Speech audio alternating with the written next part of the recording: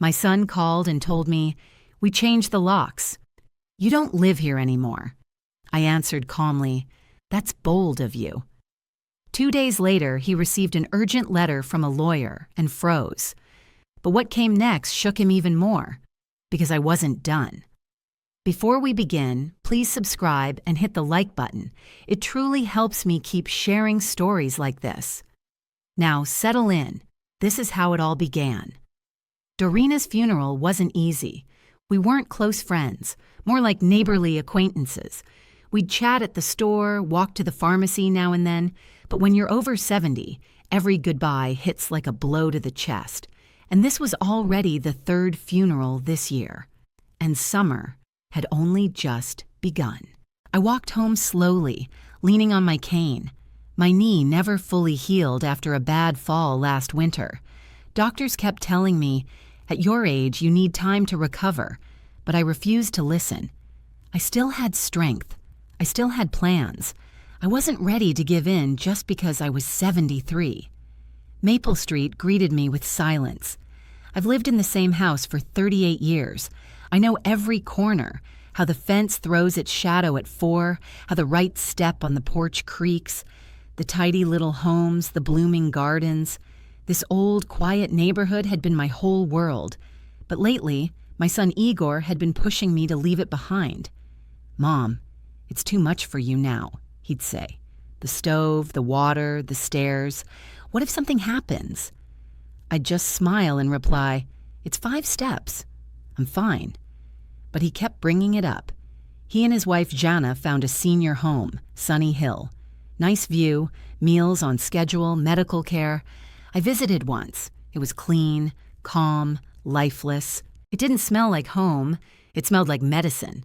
It was all about routines, quiet halls, and waiting. It wasn't for me, not yet. I climbed the steps and reached for my keys, slid one into the lock. It didn't turn, tried again, click. Nothing. I tried another. Then the whole key ring. Still nothing. And then it hit me.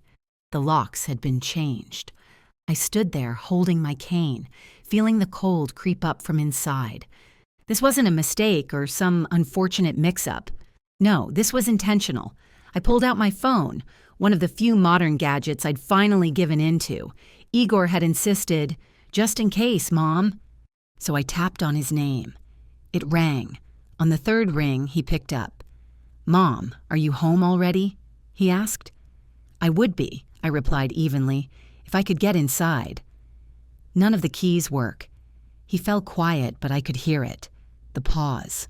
The guilt. Then came the words I already suspected. "We changed the locks," he admitted. "I was going to tell you. Jana and I think it's for the best. You've said yourself it's been hard for you to get around lately." "My house is 1 story, Igor. I have 5 steps to the porch," I reminded him. "Mom, yesterday you left the stove on," he said quickly. "I stepped out for a minute. The phone rang, you'd left it on." "I would have come back," I said. But Jana, as usual, let herself in without knocking and saw it before I had the chance. Silence again. Then he added, "We've set up a room for you at our place, and after that, you'll move to Sunny Hill. I've already arranged everything. A room with a balcony just opened up." I stayed quiet for a long moment, then asked calmly, "So I don't live here anymore?" "Don't say it like that, Mom. We're looking out for you. You've been forgetting your pills. You leave the water running." "How considerate," I cut in. "While I was at a funeral, you changed the locks and started packing up my things." "Jana's only taking the essentials," he tried to explain. "I can come get you. Or Jana can." "No," I said. "I'll find somewhere else to sleep tonight. Tomorrow we'll talk, with the documents, on the table." "Mom, you don't understand," he began, but I ended the call. I took a deep breath and looked around. Not a single neighbor in sight, and thank God. At least they didn't get to witness this moment. Still, I couldn't pretend to be shocked. This had been coming for a while. Igor had been talking more and more about the retirement home. Jana had started barging in without warning, checking if I took my pills, if the lights were off, if the stove was cool. And the grandkids, Kirill and Tanya, well, they were getting bolder. "Grandma, what's going to happen to the house when you're gone?" I'm not blind. I saw the way Jana admired my china set like it was already hers, the way Igor subconsciously assessed the value of every stick of furniture. I even overheard Kirill on the phone once saying, "Grandma's house. That's gold. This neighborhood's going up fast." I pulled out my phone again and dialed a different number. "Hello, Vera. It's Lydia Petrovna. Remember me? I taught math at your school." She laughed softly and replied, "Of course I remember. You were the one who made me solve equations on Sundays." Now she was a lawyer, and I had a feeling I might need her help. "As soon as possible," I told her. 20 minutes later, a taxi arrived. I turned and looked back at the house, the windows, the porch, the flower bed filled with lilies. It stood there quietly, peacefully, just as it always had. My home, only now, locked away from me. But this wasn't the end. This was just the beginning. If my son thought I was too old to stand up for myself, then he didn't know me at all. I am Lydia Petrovna. I taught mathematics for 35 years. And if life has a pattern, a formula, I will find it. And if someone started a game against me, they clearly didn't realize who they were dealing with. The taxi took me to a business center in the heart of Pensa, a sleek glass building with security at the entrance, elevators humming in the background, and a marble floor that gleamed under the lights. Vera's office was on the 8th floor. The nameplate on the door read, "Kvaleva and Partners." Inside, the space was clean and professional. Just a desk, a few shelves lined with documents, and a couple of quiet landscape paintings. Understated but welcoming. Vera greeted me with a warm smile. She looked to be nearing 40 now. Short, tidy haircut, confident posture, calm and clear voice. But even now, I could still see the girl she used to be. The one with the braids who solved the hardest math problems faster than anyone else in her class. She closed the notebook where she'd been jotting down notes from my story and shook her head. "What your son did isn't just wrong," she said. "It's illegal. He took control of your property while you were away." "I don't want to sue Igor," I said, feeling the weight of it all. "He's my son. I'm just tired." Vera nodded. "Then we'll find another way. But first, let's check the documents. Who's the official owner of the house?" I opened a folder I'd been keeping for more than 6 months. Ever since I started noticing Igor's unusual interest in my accounts, I'd quietly gathered everything in one place. Purchase contracts, mortgage records, bank papers, even my will. Vera flipped through the documents slowly, carefully. When she finished, she looked up. "The house is fully yours," she said. "The mortgage is paid off. There are no liens. You're the sole legal owner." "He has no right to control even a single square foot of that property," Vera said firmly. I nodded. "Good. Now let's draft the letter. I want him to understand just how serious this is." "We'll take care of it," she said. "But where will you stay in the meantime?" I shrugged. "I'll rent something, or maybe a hotel." "Don't even think about it," Vera said, shaking her head. "I have a spare room. Stay with me as long as you need to. No arguments." I opened my mouth to protest, but she stopped me with a single gesture. "You were the first adult who ever believed in me," she said quietly. "You told me that even a plumber's daughter could become a lawyer. Because of you, I didn't give up. So now it's my turn to help you." And just like that, I let go. That evening, we went to her apartment. It was a warm, inviting space filled with light, with big windows overlooking the city. The shelves held law books and photos from her school graduation. In the guest room, there was a neatly made bed, a soft plaid blanket, and a vase of daisies. Something about it touched me deeply. I placed the only personal item I'd brought from home on the nightstand, a photo in a silver frame. Me and my late husband, Lenya. We were standing in front of our house, holding the keys we'd just received, laughing, young, disheveled, happy. I sat down on the bed and stared at the photo. So many years had passed. Lenya got sick when Igor was only 8. After that, it was just me. I kept teaching, picked up extra work, led after-school clubs. I juggled the mortgage, activity fees, tutors. I graded papers at night, then cried quietly in the bathroom so no one would hear, but we made it. I gave everything I had for that boy. He got into university, became a financial advisor, started a family. I was proud of him. And now, he was throwing me out of my own home. No warning, no shame. The next morning, Vera and I went to the bank. I requested full statements for all my accounts over the past 5 years. The manager printed everything out politely. I also signed the paperwork to remove Igor as a trusted party. He would no longer have access to a single cent of my money. Then we visited another bank where I kept a safety deposit box. Inside were my original documents, my will, and a small voice recorder, no bigger than a pack of cigarettes.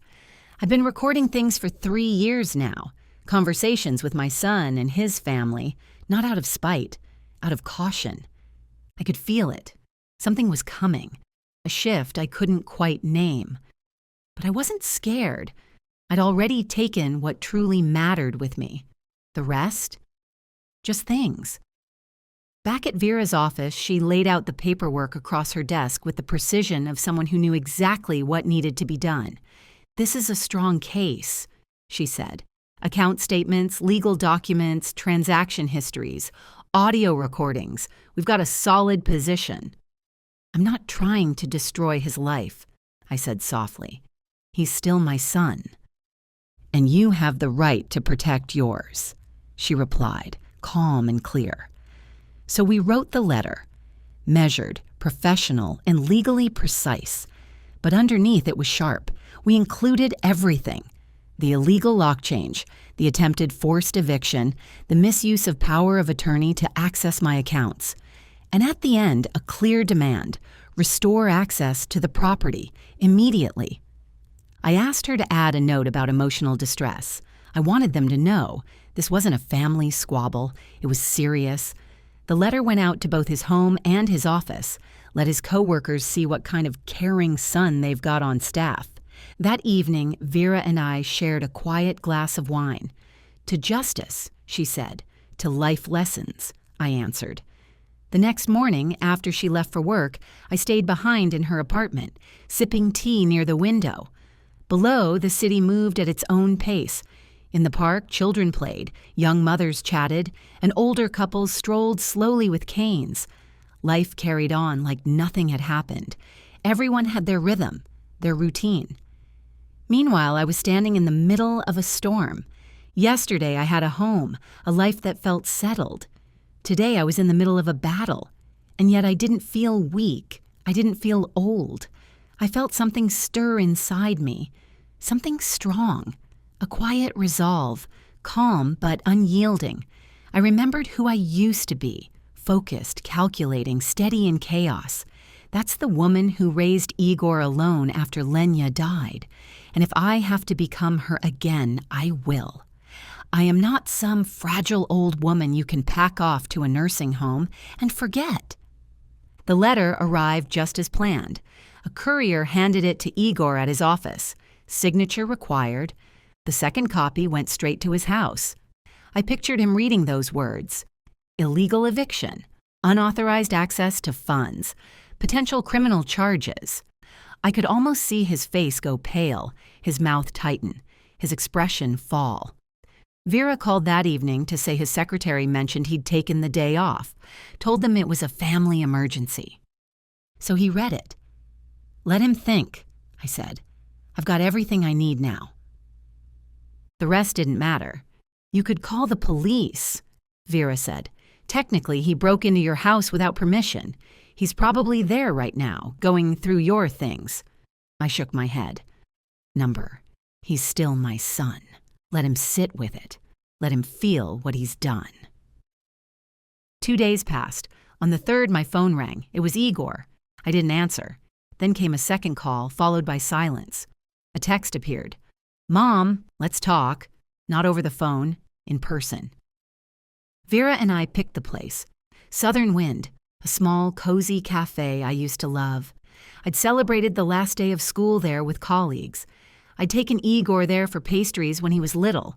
Now it was something else, a neutral ground. Memories pulled at me as we walked. Vera looked confident in her light-colored suit, and I kept my posture tall, holding my new cane like it was an extension of myself. When we arrived, Igor was already there, sitting at a table in the back, nervously turning a coffee cup in his hands. He looked rough, wrinkled shirt, dark circles under his eyes, a few days' worth of stubble.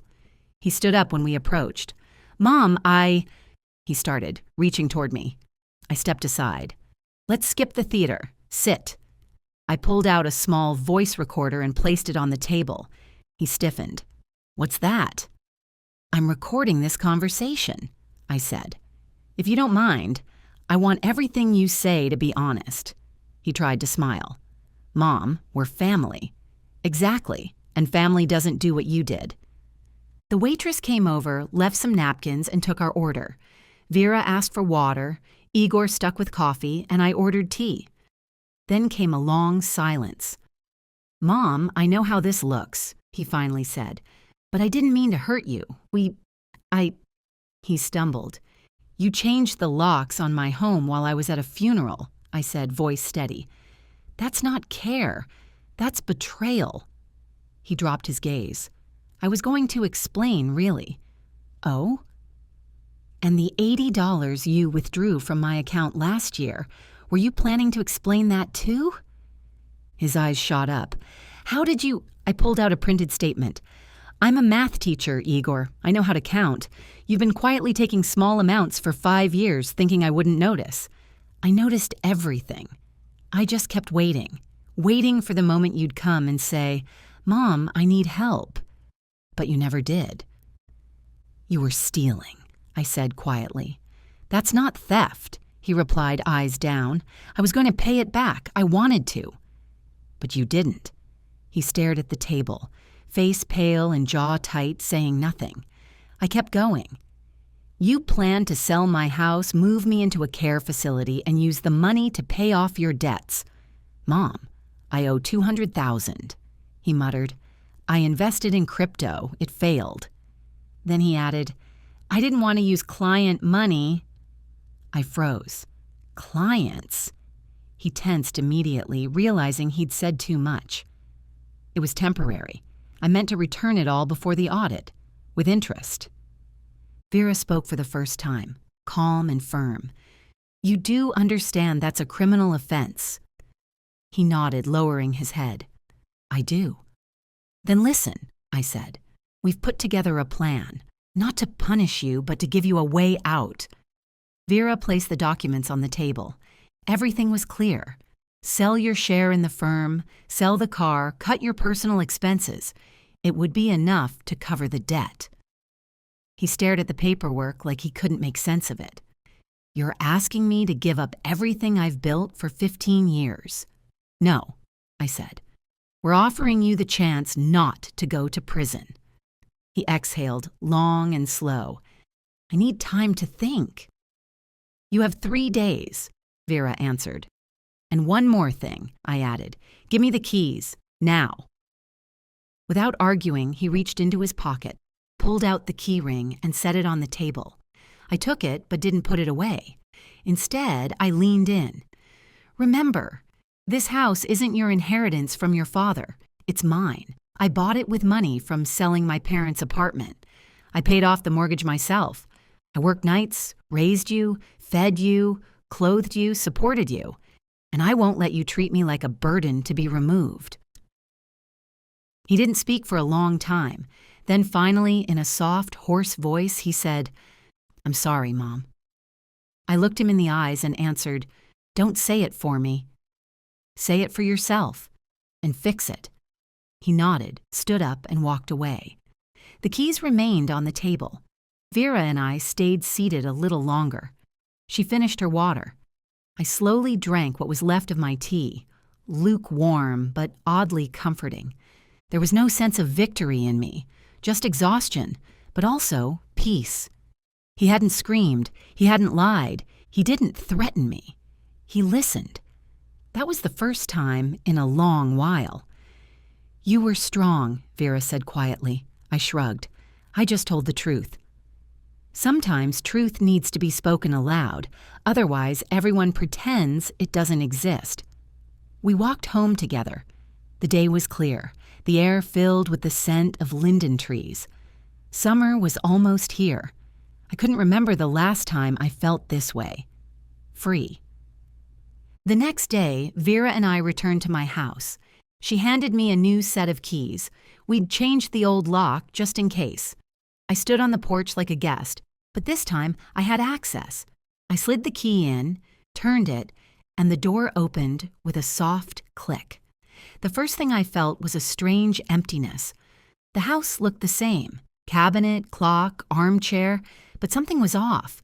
The drawers were slightly ajar, the stacks of books tilted, the rug in the living room rumpled.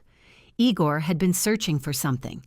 Maybe documents, maybe recordings, maybe both. He hadn't found anything. I walked through the room slowly, pausing at the shelves to straighten books, smoothing out curtains, restoring the rhythm of the place. In the bedroom, I opened the small jewelry box. Lenya's wedding ring was still there. So not everything in Igor was lost. Something in him had remained.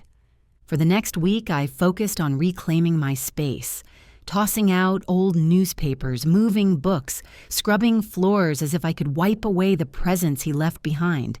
It felt like returning, like becoming the owner again, fully and without hesitation. And all that time, silence. No calls, no messages. On the 8th day, someone rang the doorbell. I opened it to find Kirill, my grandson, standing on the porch, nervous, holding a bouquet of wildflowers. "Hi, Grandma, can I come in?" I nodded silently and stepped aside. We sat in the kitchen while I placed the flowers in a vase and put the kettle on. He didn't speak, just twisted a napkin in his hands. Once we were seated, he finally asked, "How are you?" "I'm fine," I said. "And you?" He looked down. "Not so great." "Things aren't great at home," Kirill said softly. "My parents argue all the time. Tanya barely stays there. She's been living at her friend's place." He paused. "And you?" I asked gently. He fell quiet for a moment. "I just miss how things used to be. When we were a normal family. When we'd visit you on Sundays, you'd bake a pie, Dad would make jokes, and Mom would smile. It felt real." Something tightened in my chest. He was right. None of it fell apart overnight. It had been breaking down for years. Slowly, silently. I used to bake Igor's favorite pie every weekend. We used to gather around the table. Then it became once a month, then only on holidays. Then not at all unless there was a reason. "You know, Kirill," I said quietly, "sometimes you can't bring the past back, but you can build something new, if you want to." He nodded. "Can we start coming over again?" "Just Sunday lunch?" "Yes," I smiled. "Let's start this Sunday." "I'll be there," he said, "and I'll try to convince Tanya, too." "And your parents?" I asked. "Invite them," he said. "If they come, good. If not, maybe they're not ready yet." I agreed. Everyone has their own path. On Sunday, I woke up early and baked the apple pie. Crisp crust, cinnamon on top, just like Igor loved as a child. I roasted chicken with herbs, made mashed potatoes, chopped a salad, and set the table the way I used to, carefully, lovingly. At 2:00, the doorbell rang. Kirill arrived first, helped arrange the chairs, and brought a bottle of wine. Then came Tanya, unexpectedly serious, holding a box of pastries. I was about to say this was already enough, when the bell rang a third time. Igor and Jana stood on the doorstep, both quiet, standing slightly apart, but they came, and that was what mattered. Dinner started stiffly, short phrases, eyes focused on plates, but food has its magic. The pie smelled like comfort. The chicken got compliments. Tanya talked about her internship, Kirill about a project at work. Even Jana smiled a little when I complimented her new haircut. Only Igor stayed quiet. After dessert, the grandkids moved to the living room to watch a movie. Jana helped me with the dishes while Igor stood alone in the corner of the kitchen. I walked over to him. "How are you?" He shrugged. He'd sold his share in the firm, paid off most of the debt, and was looking for work. It was hard, he said, but he was managing. "You'll get through it," I told him. He gave a wry smile. "A financial advisor who drowned in debt. Who'd hire me?" "I have an idea," I said. "Remember Pelevin, the economist we used to work with at the school?" He nodded. "He runs the Financial Literacy Center now. He's looking for a trainer. I spoke with him. He's open to meeting." Igor looked at me like he couldn't believe what he was hearing. "You recommended me?" "You're my son," I said. "And yes, you made a serious mistake, but that doesn't mean you don't deserve a second chance." He nodded slowly, and for the first time in a long while, he looked at me with real gratitude. "Thank you, Mom." I placed a hand on his shoulder. "Just be honest this time, really honest." 2 months passed since that Sunday lunch. We'd been gathering every week since. Sometimes it was just Kirill and Tanya. Other times, Igor and even Jana joined. It wasn't always easy. We never pretended nothing had happened. But over time, we learned how to listen to each other again. Igor eventually took the job at the Financial Literacy Center. The salary was lower than he was used to. No bonuses, no business trips, no fine dining. He taught classes for retirees, young families, and students. At first, it was awkward. Then he started to settle in. One day, he told me, "You know, Mom, when you talk about what not to do with money, it leaves more of a mark than anything from a textbook." I just nodded. He was starting to grow up, at 48. He and Jana eventually divorced, quietly. No scandals. It seemed like the damage was done. Too many silent wounds had built up. She moved back to Voronezh to stay with her parents. We didn't talk about her. I knew it was their decision and it wasn't my place to interfere. But the grandkids, they surprised me. Kirill started asking more about our family history. Kirill started asking questions about my parents, how I met Lenya, what it was like living on one salary in the 80s. One day, he even asked to see old photographs. Tanya, meanwhile, had quietly signed up for evening law courses. She told me later that something clicked in her after talking to Vera Kveleva. "I realized," she said, "that I want to be like her. Smart, calm, strong, and fair." I smiled. "Then you will be," I said. "Just don't be afraid to say no, even to family, especially to family." Igor began calling more often without any reason. He'd ask how I was feeling, how the flower beds were doing. Sometimes he brought groceries or helped around the house, but the biggest change was in his pace. He no longer rushed. The old lines, "I have a meeting. I'll call you later. Not now, Mom. Were gone." He listened, truly listened. Once I saw him standing by the living room window looking at the garden.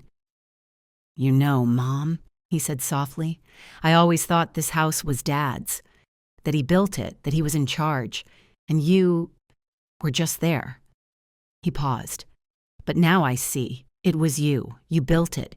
You held us together." I didn't say anything. I just wrapped my arms around him. He was older now, gray-haired, tired eyes, rough hands. But in that moment, he was still my boy. Time passed. Autumn crept in quietly. Leaves began to fall. The air turned colder. One evening, over tea, I made an announcement. "I'm leaving," I said. "What? Where?" Kirill looked alarmed. "To Europe," I answered, "for 3 months." The room went silent. "You're serious?" Igor looked at me like he'd never seen me before. "Completely," I said. "To England, to visit the British Museum, to Paris, to walk the riverside, to Rome, to wander its streets, to Greece, to sit by the sea. I've been saving for years," I added, quietly, on a separate account, "and now it's time." Igor lowered his eyes. "I didn't know." "You didn't need to," I said gently. Some things a woman should do just for herself. The whole family came to the airport to see me off. They hugged me. Some cried. Even Jana sent a message. Safe travels, and thank you for everything. On the plane, I stared out the window and thought, family isn't about holidays or framed photos. It's about respect, about honesty, about never taking someone's voice, their home, or their right to decide. I wasn't fighting for control. I was fighting to be heard, and I was. I'd never traveled beyond the neighboring region, not in youth, not later. There was never time, never money, or I just told myself it wasn't for me. But now, standing on a train platform in London, suitcase in one hand, cane in the other, I suddenly knew it was all mine. The museum, the bridges, the smell of coffee in another language. I'd spent my life putting it off. I visited the British Museum, stood for a long time in front of ancient artifacts thinking, Lydia Petrovna, you spent your life solving other people's problems. Now it's your turn. In Paris, I sat along the Seine, drinking coffee, watching tourists scramble with their maps. For the first time, I wasn't rushing anywhere. In Italy, I wandered quiet streets, ate pasta with porcini mushrooms, and listened, not to noise, but to myself. No pressure, no duties. In Greece, I lay on the beach, under the sound of waves, writing the names of all the cities I still wanted to see in a small notebook. Every Sunday, I called home. Kirill told me how he was making borscht from my recipe. Tanya asked for help with her coursework. Igor wanted to know where I was and how the trip was going. Even Jana sent a postcard. You turned out stronger than all of us. I'm sorry I didn't see it before. And I believed every word because something had truly changed. Not around me, but within. I was no longer seen as weak, silent, or easy to dismiss. I had taken back my voice, and no one could speak for me anymore. When I returned, they were all waiting at the airport with flowers, with signs that said, "Welcome home," with hugs, and surprisingly, a newly renovated bathroom. Surprise, Kirill grinned. We all pitched in. You always said you wanted to replace the tiles, Tanya added, but kept putting it off. I stepped inside and cried, not because of the tiles. What moved me most was being heard. Now, there's a new globe in my bedroom and a notebook beside it where I write down the countries I'll visit next. On the nightstand is a photo, me in a scarf, smiling in front of the Eiffel Tower with a handwritten note that says, "Not too late," because it never is. You don't need anyone's permission. The past isn't erased, and it shouldn't be. It's part of who I am, but it no longer controls me. I'm not just a mother, a grandmother, a teacher. I'm a woman with the right to dream. Even at 73, especially at 73, after returning home, I felt different, not younger, just more whole, as if I'd gathered every piece of myself I'd given away over the years, to students, to my son, to my husband, to my grandchildren, and brought them back. I wasn't less for being all those things, but I was more when I was all of me. The house felt like home again, not just a place to live, but truly mine. I woke up not to alarms, but to the sunlight crossing the wall. I baked pies, read books, listened to silence. I found myself drawn back to old loves, knitting, journaling, sharing my favorite books with Kirill and Tanya. People began visiting, not just for holidays or out of obligation, but sincerely. Valya from next door would drop in for tea. My old colleague Galina called and said, "You're back? Let's meet." Even a former student stopped by. Vera had given her my number. She was the quiet girl from back in 2001, now a grown woman, a mother of 3. "You once told me I was smart," she said. That was the first time I believed it, and just hearing that warmed me deeply. The family kept changing too. It felt like someone peeled off an old film, and we were finally seeing one another clearly. One day, Jana called from Voronezh. "I did a lot of things wrong," she admitted. I was afraid your house would always be his. And I'd always feel like an outsider. You could have just talked to me, I said. I could have. I didn't know how. Thank you for telling me, I replied. No blame, just growth, just truth. Igor invited me to one of his workshops. He was teaching a session on personal finance for retirees and asked if I'd come and listen. I went, sat right in the front row. He spoke with confidence without reading from notes. Then out of nowhere he said, "Everything I know, I learned from my mom. She's not an economist, but she taught me how to live and never give up." I nearly cried, but just nodded. At the end, a woman in a headscarf came up to us. "Is that your mother?" she asked. "Thank you both. You turned my whole day around." Sunday lunches became a tradition. Nothing fancy, just good food, heartfelt conversation, and no masks. One day, Tanya brought an application. "I'm applying for a law master's program," she said. Vera Kaveleva agreed to be my advisor. Kirill started talking about getting a mortgage, but only when he felt truly ready. He came for advice, asked questions, listened. I realized they weren't just older now. They were aware, intentional, grounded. One quiet evening, I sat on the porch, wrapped in a blanket, sipping tea and watching the sunset settle on the old maple by the gate. Igor stepped out beside me. "Mom, I did a lot of things wrong," he said. "I lost a lot." "And you kept something," I answered. "What?" he asked. "Yourself, and the chance to rebuild."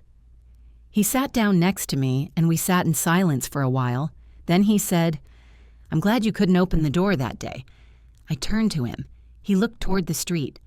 "Because if you had, I would have gone on thinking you were weaker than you are." "And now?" I asked.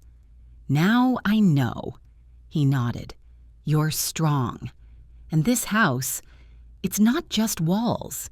It's respect, and a place where no one gets thrown out." I smiled, and suddenly I felt calm. Not because everything was perfect, but because everything was real. 6 months had passed. Some would say, that's not much, but to me it felt like a whole new chapter, written in a different handwriting. Not one that erased the past or sugar-coated the truth, but one that started honestly.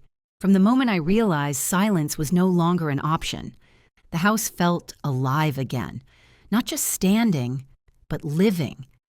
There were voices in the hallways, doors closing, the smell of fresh baking in the air. It wasn't the life I once imagined. It was something better, mine. On Sundays, the family gathered. Someone brought a salad, someone brought jokes, someone brought quiet exhaustion. But everyone came willingly, not out of obligation. I never reminded anyone of debts, or of hurt feelings, or of the locks, not because I forgot, but because I forgave. And that's something else entirely. One day, Tanya came home from university holding a small black box. "Kirill and I chipped in," she said. "Just a gift, just because you're here with us." Inside was a pendant, small, shaped like a door.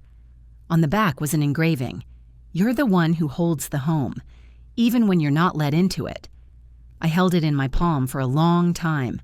Then I placed it around my neck. I still wear it.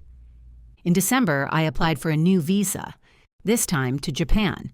I'd always dreamed of seeing the maples of Kyoto, and now I could, because I no longer had to justify what I wanted or explain why it mattered at my age. You know what I've realized? Aging isn't a shadow. It's not waiting for the end.